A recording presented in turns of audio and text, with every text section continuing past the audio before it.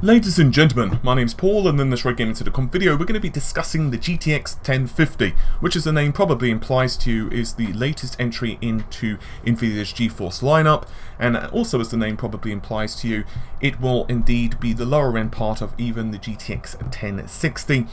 We're going to be looking at a card which is not aimed at those looking for the highest frame rates in the latest Doom. So what type of performance are we going to be expecting?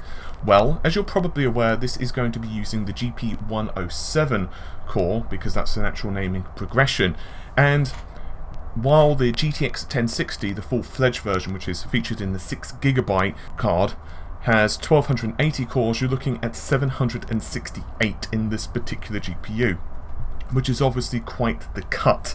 And combined with considerably lower clock speeds, which we'll get to in a second, you can start seeing how there's going to be a performance detriment.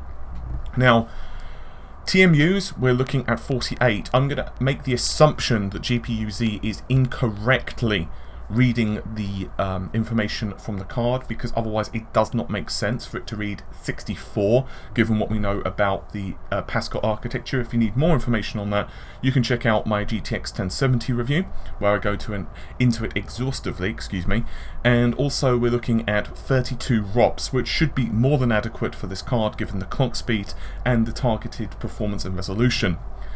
Now, the base clock is a paltry 1316 MHz, which is around 200 MHz slower than the GTX 1060, but it does boost to about 1380 as a guarantee.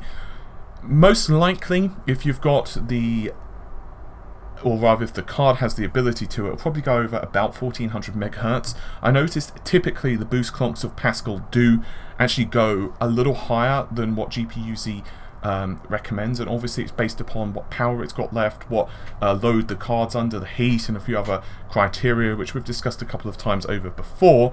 So you're looking at around 1400 MHz, which isn't too bad. However, this is somewhat hindered on a 128-bit memory interface with a effective clock of 7000 MHz, which means you're looking at a memory bandwidth of only around 112 gigabytes per second. This is once again assuming that you're buying a standard version of the card. So for example, you're not buying a pre-overclocked version, which also brings us rather nicely into power consumption. Now, typically the GTX 950 was aimed at like the 75 watt crowd, with some variants being up to 90 watts, whereas the GTX 1060 was 120 watts. So what does that mean for the 1050? Well, most likely we're going to see the average entry into this particular 1050 lineup going to be 75 watts or below, I make the assumption. However, theoretically we might also see some variants with a 6-pin power connector. Now obviously the PCIe slot on your motherboard does deliver up to 75 watts, and then based upon the power connectors you've got plugged in, you could have, for example, another 150 watts pulled into the board or whatever, based upon the configuration of power connectors.